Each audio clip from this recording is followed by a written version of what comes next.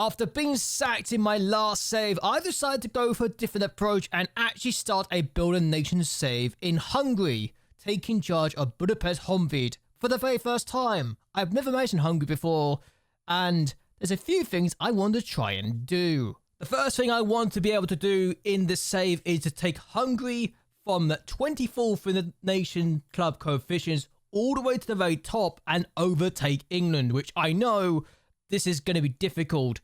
I've seen people attempt this in the past. But perhaps the other thing I also want to do is do one thing Hungary's never been able to do in their history, and something I've been fascinated about ever since I realized how close they got to doing it. I wanted to take charge of Hungary, and I want to win the World Cup in the save, which I know is very ambitious and could be close to impossible to do. They also managed to get third place in the European Championship, so we want to go 2 steps better and win the European Championship with Hungary as well, so we can officially say that Hungary have finally won some international silverware. The club we are taking charge of, Budapest Honvéd, is expected to finish in 3rd place in the first season and is one of 2 teams that got relegated. The board want us to develop players using the club youth system, work within the wage budget and gain automatic promotion in our first season. And they also want us to attempt to remain in the top flight for the next 2 years after us before staying in the top flight and then becoming established in the 5th season. So a lot of things to talk about there and first. First and foremost. The supporters want us to develop players using the club youth system, play entertaining football, be competitive against Ferencváros, be competitive against Budapest, and gain automatic promotion to the top flight. So clearly, they've got ideas of what we should be doing here. In the first team, we've got 4 players whose contract expires this season, though there is one player that's got my attention, and this guy could be a very bright spark in our defense long term if we decide to go down the route of developing players using our youth system. He's come through our academy, he's got 4 appearances for the first team, he is my starting left back as far as I'm concerned. I plan on building the team around him. Mind you, we've got a lot of players that have got great potential in the first team, so we might not have to just rely on him alone. Bertrand Boxe is another player that I have got high hopes for. He is an exciting young talent, a leading player for this division, and could become a good player for the top flight. So another good reason to be excited. I have high hopes for this team already just looking at this. My tactic is going to be this. The 4-3-3, and yes, it failed at Real Jaén, but it succeeded at Lyonnais. So, as far as I'm concerned, it's not the tactic that failed, it was the players that failed me. So I know we can do great things to develop this team and to become really, really good.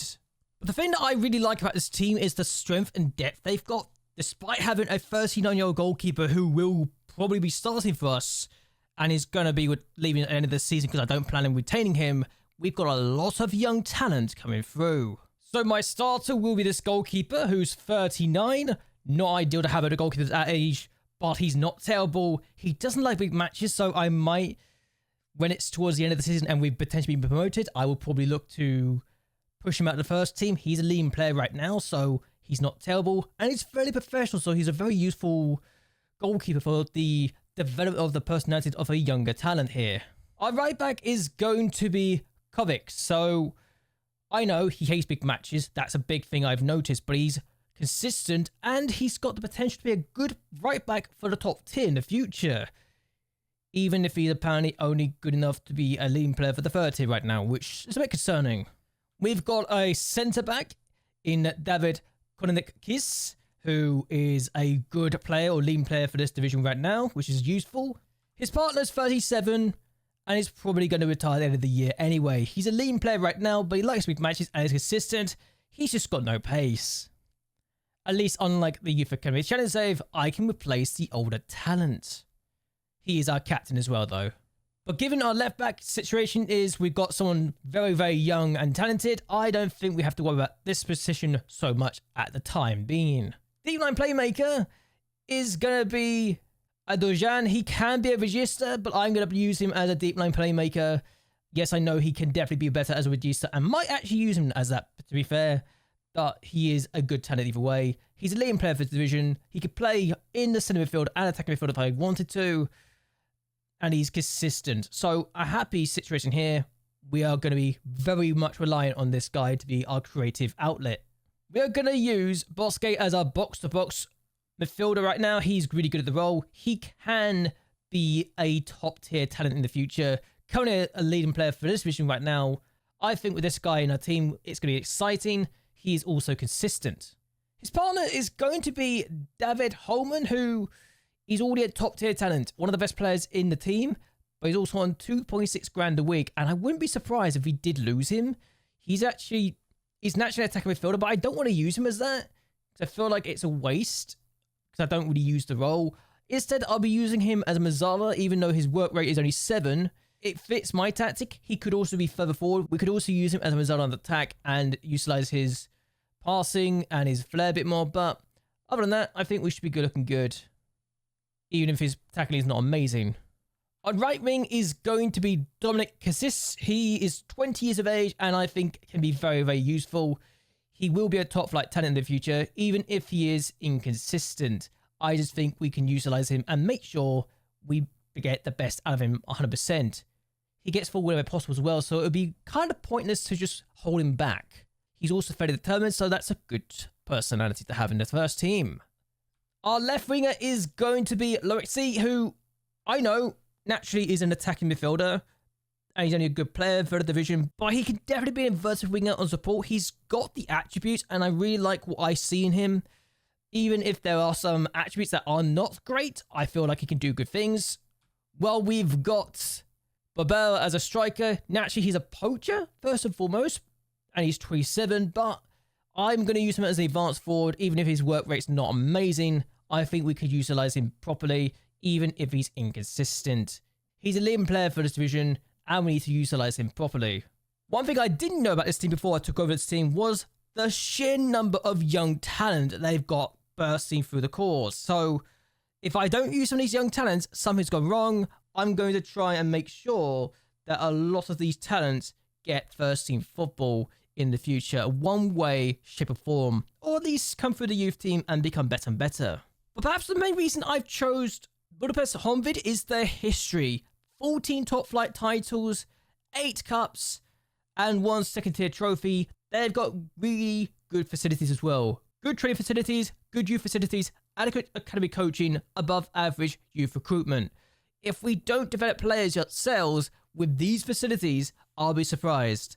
Yes, I will acknowledge that their stadium's not massive and is probably going to have to be improved at some point in the future, but given what we have right now, I'm not concerned by this. It is something we can work on. And the fact we've got a lot of rivalries with some of the bigger teams is also kind of hilarious. Borsos Academica is a historic rivalry. Vasas is a local rivalry. Budapest is a local rivalry. Ferencváros is also a local rivalry. So a lot of good reasons to get into this team and to make them the best in the country again. The fact that Ferencváros are the only team in Hungarian history to have won a European trophy, to my knowledge, we have enough reasons to try and chase them down. The fact we actually start with £707,000 to begin with is great. Unfortunately, we've already capped out the wage budget, which is not ideal, but I think at the end of the year, if we get promoted, we'll be fine. This should not be a problem we need to be scared of in the future, long term. I just think we can do good things.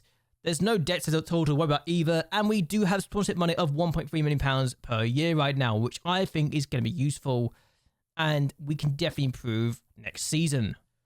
We do have some players who are probably on too much money. Holman, I would probably say right now is on too much money, but at the same time, he's really good, so it'd be pointless to try and push him out the door. He's probably not going to be playing his best position, but I think right now we have to work around that. And if we include all these young talents coming through, we've got a lot of talent on some decent money, but a lot of talent with good potential. So I have no reason to be concerned right now. We just need to make sure that all of this potential gets fulfilled. So plenty of reasons to be excited, I think. That being said, we still need to sort out the backroom staff. So we've got too many physicists and too many scouts, which I know is not ideal. And if we look at the scouts, there are some people who are probably not good enough.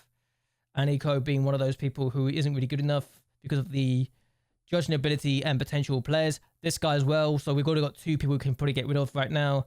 And I think we're going to do that right now. We're going to mutually terminate your contract, and we're going to try and make sure that we get rid of the people who are not good enough to really be our scouts, to definitely do better. And also, we're going to need to get a new chief scout. We also need to get a head physio as well.